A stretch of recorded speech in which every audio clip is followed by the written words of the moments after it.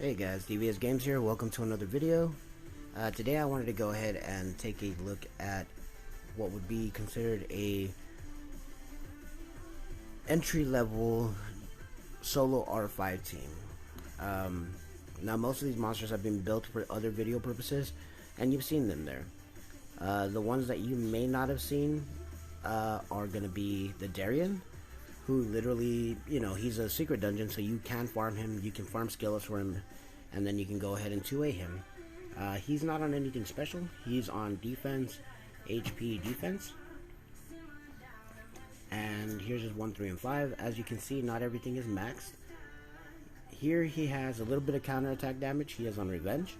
A little bit of skill 2 accuracy and skill 2 crit damage, which is his attack break. Yeah. And then here he's got another HP artifact, a little bit of additional damage by defense, which is why I have him on a defense build, HP defense build. A little bit of additional damage by HP, and he's got that revive, which is not going to give him anything special.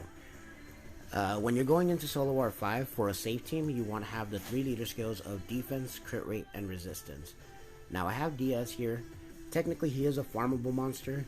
He was a Hall of Heroes multiple times, but if you don't have a Diaz, there's a farmable unit that you can get in the form of Tessarion. You do have to get him with guild points, so that may take a while, but he actually has a higher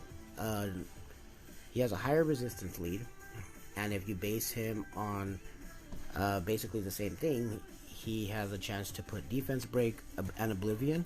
Also, his passive allows him to take less damage by enemies or by monsters that have, I believe it's any debuff on them, and he also deals a little bit more damage according to the debuffs on him. So he could actually be a good tank, bruiser, frontline / lead skill for you. Now the Riley, I don't think I've spoken very much about her, but this is the Riley that, she is feasible, and here's how she's built. Again, not everything is fully grinded. Obviously, that's the reason that you're in R5. You're trying to get those grinds. And then we've got the twins, water twins. We got the Rage Sabrina. No, I'm sorry, the Rage Talia.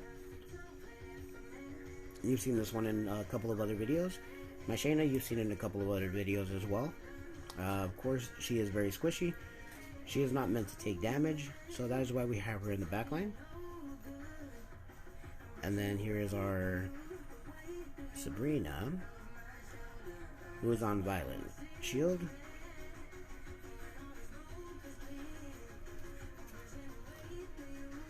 Alright, as far as this team goes, I do have Delphoy. Typically, she is on a Violent build, Violent Will, for purposes that I use her for. Here, I broke up the Violent because in R5, Violent is good, but also bad. You want them to cycle back into their turns, but you don't want them to be taking so many turns that the boss is able to get his counterattack off. And here she is primarily a cleanser. So really all I need is for her, when she moves, I need her to be able to cleanse everything off. You guys have seen the Bella. She's on Violent Broken.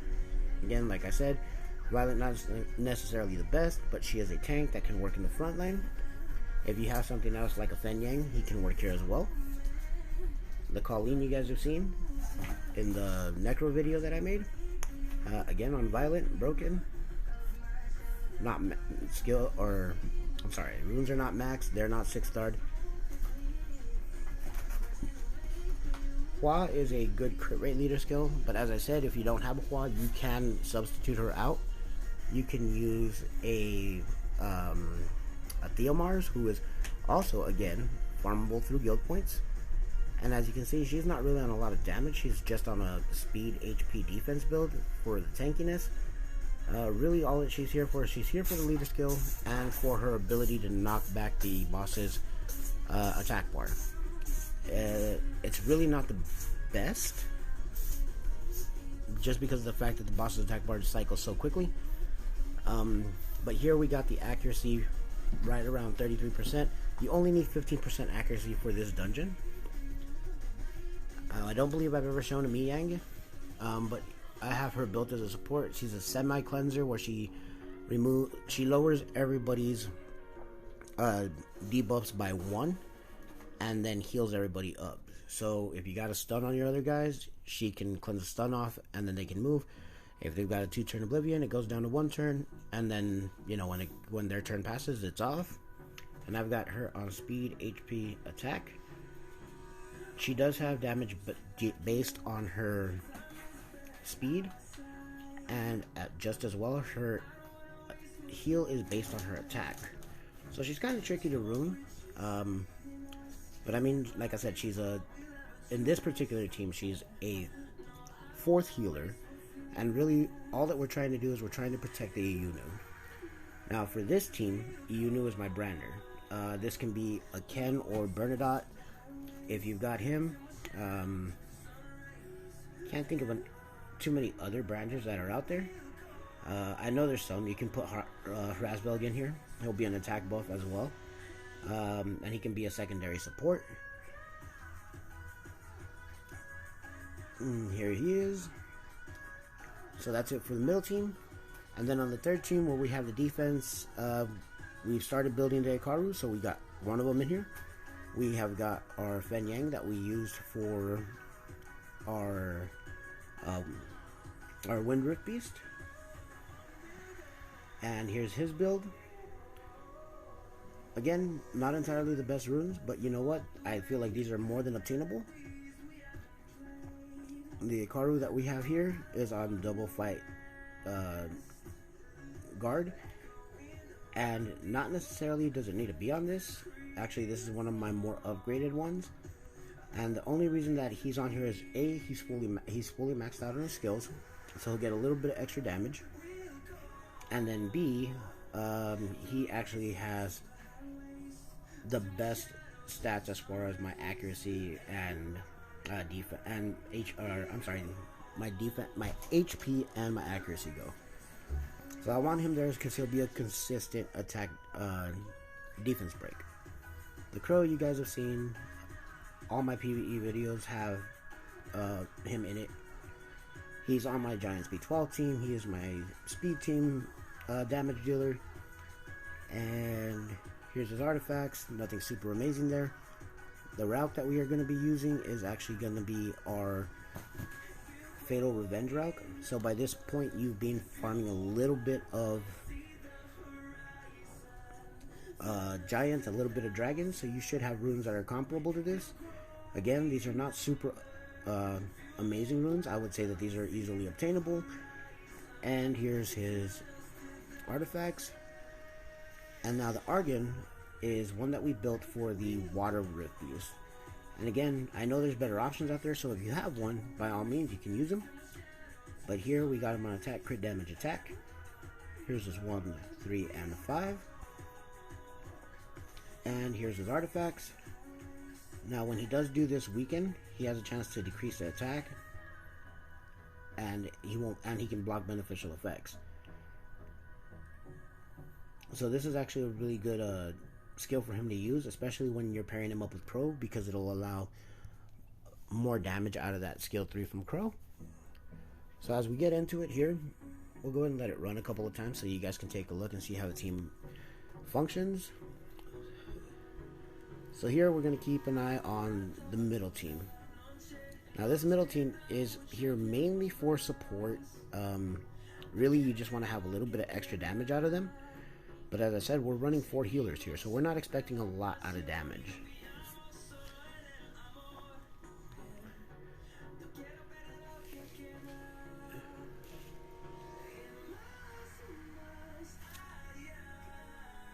With the Dancing Mirage, we're going to go ahead and extend the immunity, the attack buff. And then we'll go ahead and get that heal off from Bella.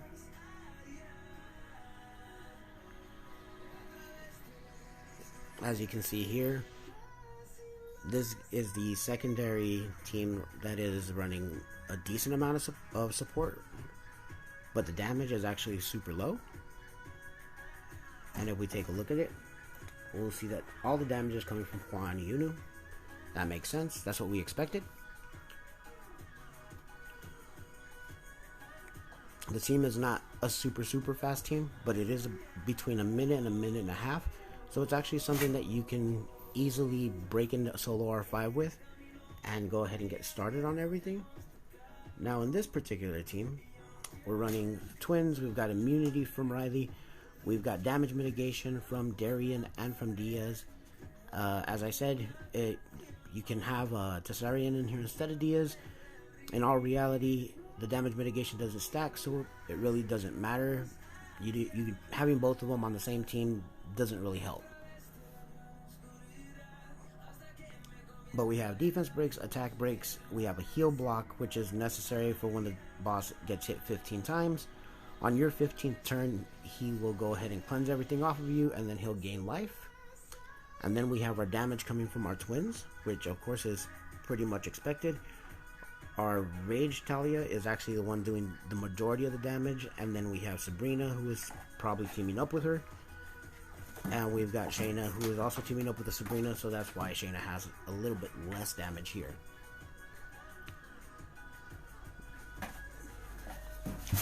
Now, as you can see from this particular team, we're not going to be cleansing off the debuffs. We're still going to keep the defense or the attack breaks on the slows. That's all fine. All that we're trying to do here is we're trying to mitigate damage through Darian, through Diaz, and then we're trying to keep healed up by using Riley's skill 1, skill 2, and skill 3. She provides so much healing, it's ridiculous. That's not a bad grind. And then here we'll take a look at our actual damage team. Now this damage team actually has a lot of debuffs, so it's got a lot of assist, and then it's got all the damage on it. Scar comes in and puts the brand up. Now Argan's going to go with Death Blow, which is another huge hit because it deals damage based on the amount of debuffs as well.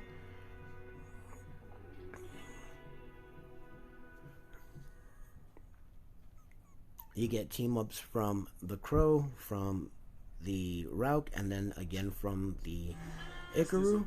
So we're constantly cycle through our skills. The only problem with this team is that this team does tend to move a lot, so they do get the counter attack. As you can see, Argan just went down, as well as the Crow. And now we have our Panda deciding not to go for the cleanse, so that, of course that makes it a little bit more difficult. This team will put out the most amount of damage and the most amount of support, but it will also die the fastest. And then it'll sit here and tank while the other two teams can finish off. So at this point, we know that we've lost our entire team. And here, we're now going on to the damage from this team. This is our secondary team. This is why it's kind of a safe-ish run. Because even as everybody starts dying, we still have so much support from our very last team that it can hold up while everyone else is able to finish off the boss. So, again, here we are. This is one of the slower runs, obviously. It's a minute and 32 seconds. And got a little bit of energy there. Yeah, that's not really the greatest. We'll probably sell that one right away. But, alright guys. I hope you enjoyed it. I hope you got something out of it. As you start farming up your grinds and start getting better runes and better monsters, you can start going into your sub 40 second R5 teams, which are a little bit harder to obtain. They do need more monsters to be built, and they do need more runes all around. So we'll go ahead and get to work on that, and when I feel like I have a video that is at least usable with mostly obtainable monsters and mostly obtainable gear, I'll go ahead and put that out for you guys. I really hope you guys enjoyed it. I hope you guys learned something. If it was helpful in any way, please leave a like, comment, subscribe. Let me know what else you guys want to see. I'll see you in the next one. Laters.